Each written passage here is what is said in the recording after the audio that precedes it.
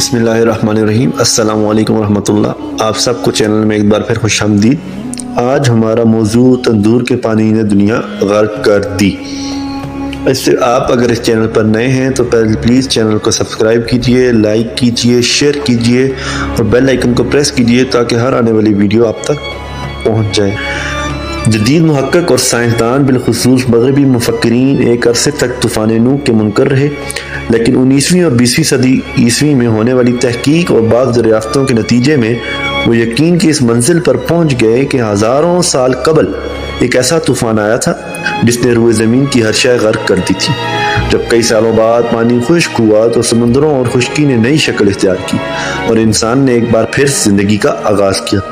قرآن اور توریت کے یہ منکرین اب نہ صرف اس موضوع پر درجنوں تحقیقی کتابیں اور سینکڑوں مقالے تحریر کر چکے ہیں، بلکہ طوفان نوح کے اسباب، اس کے حقائق و واقعات، زمین اور کائنات پر اس کے اثرات، طوفان کے بعد انسانی زندگی کے ارتقاء کے حوالے سے مسلسل تحقیق و جستجو میں مصروف ہیں۔ 19ویں صدی میں ارارات دریافت ہوئی، پھر نوح کی کشتی کا سراغ ملا، جبکہ 12 ستمبر 2001 کو ماہرین آثار قدیمہ نے بحیرہ اسود کی تہہ میں سطح سمندر سے 300 فٹ نیچے انسانی ہاتھوں سے کے بنے ہوئے ایک ڈھانچے کے کچھ حصے دریافت کر لیے، جس سے انسان کے ان کے نظریات کو تقویت ملی کہ کم و بیش 7500 قبل مسیح میں ایک ایسا طوفان آیا تھا جس کا حجم اور تباہ کاریاں عقل انسان سے بعید تھیں۔ اس ڈھانچے کے ساتھ لکڑی کے کچھ تختے، درختوں کی شاخیں اور لکڑی کے ایسے ٹکڑے بھی ملے جنہیں بحیرہ اسود کی 7000 فٹ اتھا گہرائیوں میں ہونے کے باوجود سمندروں کی تشکیل سے اب تک کیڑے مکوڑے یا پانی کے نمکیات نے کوئی نقصان نہیں پہنچایا۔ مہم کے نگران اعلیٰ رابرٹ انکشاف پر حیران رہ گیا۔ بقول اس کے اہم تصور بھی نہیں کر سکتے تھے کہ اس قدر گہرائی میں ہونے کے باوجود لکڑی اتنی چمکدار اور محفوظ ہوگی۔ صرف یہی نہیں بلکہ جوں جوں ہم مزید نیچے اترتے رہے، لکڑی کی چمک دمک بھی بڑھتی رہی۔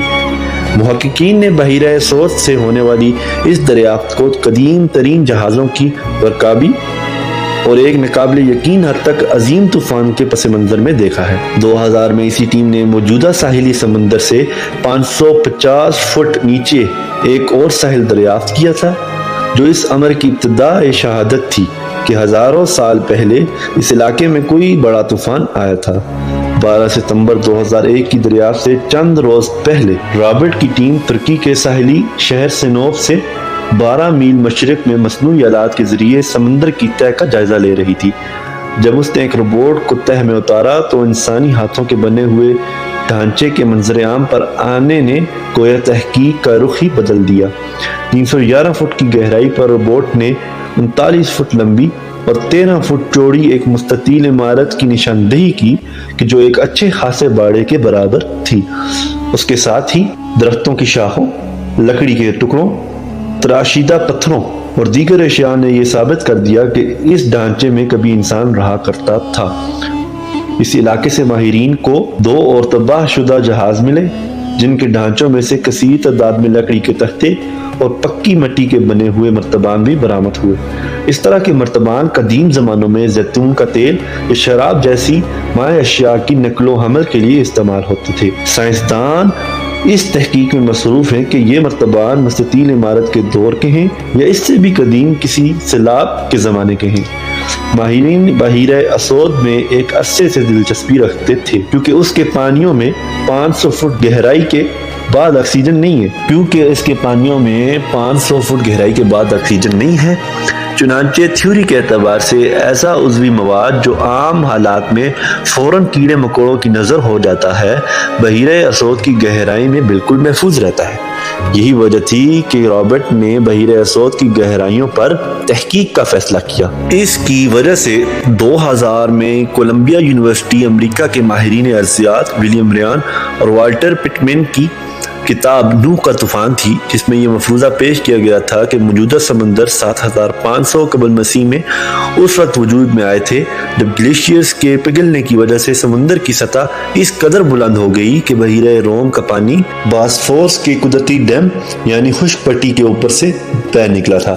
تھیوری کے مطابق یہ واقعہ عظیم طوفان یا طوفان نوح سے پہلے یا بعد میں رونما ہوا۔ بحیرہ روم کا پانی نیا گرا آبشار کے پانی سے 200% زیادہ مقدار اور رفتار سے بحیرہ اسود کے نشیب میں داخل ہوا۔ یہ بھاری نمکین پانی اس تازہ پانی کی جھیل میں بیٹھتا چلا گیا۔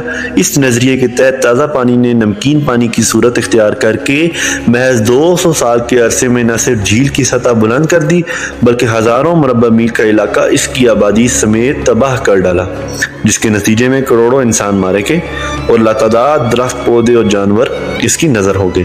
سیلاب نے اس پانی کو واضح طور پر 2 حصوں میں تقسیم کر دیا، جس سے تہ میں موجود پانی کی آکسیجن کے حصول کے لیے سطح سمندر پر آمد رک گئی کیونکہ وہ ہلکا اور تازہ پانی تھا۔ چنانچہ نسبتاً کم تازہ پانی بحیرہ روم کے پانیوں کے اوپر رک گیا، جو خود تو قدرتی طور پر آکسیجن حاصل کرتا تھا لیکن نیچے کی سطح اس سے محروم رہی۔ اب صورتحال یہ ہے کہ بحیرہ اسود کا بالائی 500 فٹ کا پانی ہر طرح کی سمندری مخلوق سے مالا مال ہے، لیکن اس کے نیچے والے حصے میں زندگی کا کوئی وجود نہیں اور وہ اس قدیم زمانے کی طرح مردہ ہے جسے طوفان کے بعد پانی کی سطح کم ہو کر ایک جگہ ٹھہر گئی تھی۔ قرآن مجید اور اسلامی تواریخ اس واقعے کو طوفان نوح کے نام سے یاد کرتی ہیں، جو کہ اللہ تعالیٰ کے برگزیدہ نبی حضرت نوح علیہ السلام کی سرکش قوم پر بے صورت عذاب مسلط کیا گیا۔ قرآن مجید کی سورہ الاعراف، سورہ الہود، سورہ مؤمنون، سورہ شعراء، سورہ القمر اور سورہ نوح میں حضرت نوح اور طوفان نوح کا ذکر موجود ہے۔ لطف کی بات یہ ہے کہ بائبل اور توریت میں بھی طوفان نوح کی گواہی دیتی ہے، تاہم ان کے محققین طوفان کو بالاتفاق ایک روایت قرار دیتے رہے، لیکن اگر بغور جائزہ لیا جائے تو روایات تخیلات سے جنم نہیں لیتی بلکہ تجربات ہی روایات کی بنیاد بنتے ہیں۔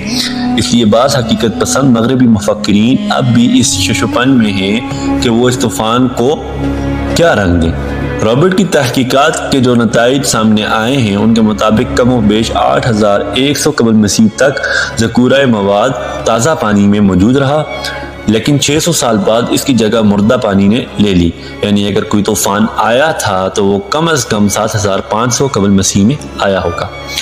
سینوب کے مکان پر کی جانے والی تحقیقات سے یہ بات بھی سامنے آئی ہے کہ طوفان سے پہلے برآمد ہونے والا ڈھانچہ سطح سمندر سے 165 سے 330 فٹ کی بلندی پر واقع تھا، لیکن طوفان کے پانیوں نے اسے سمندر میں 170 سے 435 فٹ کی گہرائی میں پہنچا دیا۔ رابرٹ کا یہ بھی کہنا ہے کہ اگر مذکورہ جگہ سے سمندر کا پانی مکمل طور پر نکالنے کا انتظام ہو جائے تو اس جگہ میں نہ صرف پورے گاؤں کے آثار برآمد ہو جائیں گے بلکہ بہت ممکن ہے کہ وہ دریا بھی تلاش کر لیا جائے جس کے کنارے یہ بستی آباد تھی۔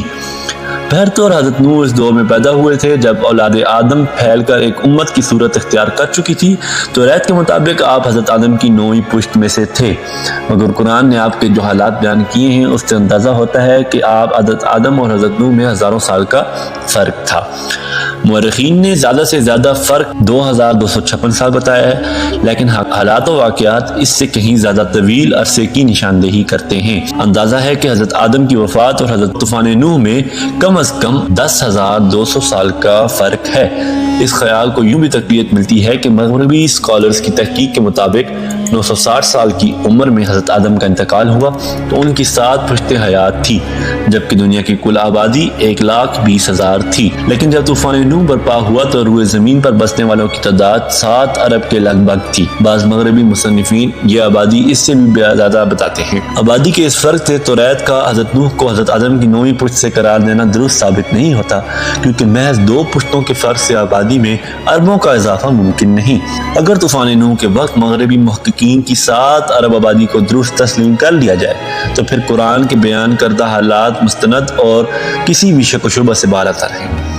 توریت آپ کو لمک کا بیٹا، متوسلح کا پوتا اور حضرت ادریس علیہ السلام کا پرپوتا بتاتی ہے۔